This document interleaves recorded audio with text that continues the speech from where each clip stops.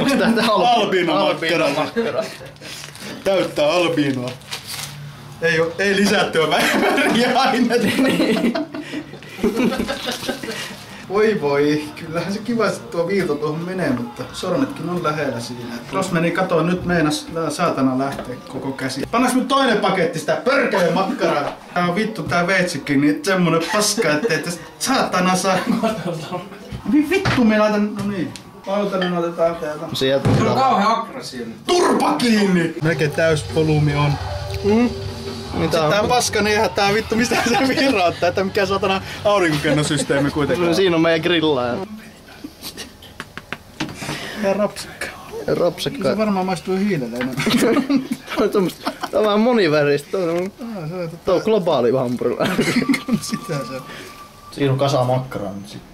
Oileilla.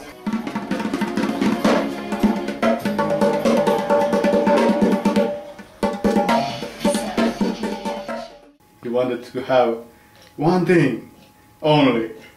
It was big into his mouth. He was Mr. Ass fucker. Ala lokkiko, joi. Meinasko kyllä nää syyvän? No ei se mitään, pannaan sulle kohta makkaraa suuhun. Ei osu reikää edes tässä voi. Tulee sieltä hienoa efekti. Zoomi vaan Jere raivot zoomit siihen. He had his shiny fucking glasses and he liked to butt sex.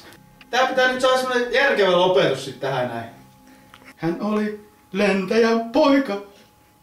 Sankari siis itsekin.